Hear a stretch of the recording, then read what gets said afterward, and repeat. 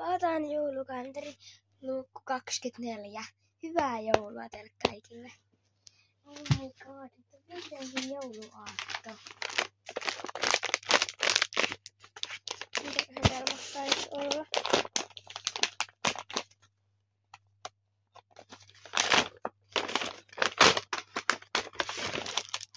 Näitä! Mun siskot Ilona ja Venlakin sai näitä täysin samalla.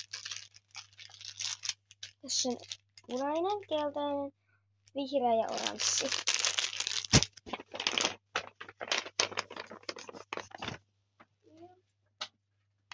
Siis vikalukku kalenterista. Ja sieltähän tuli jotain putkylä. Tällainen putkylä. Mutta siis tosiaan mun kalenteri loppuu tänään. Koska kalenterissa ei ole enempää luukkuja. Kaikki on auki.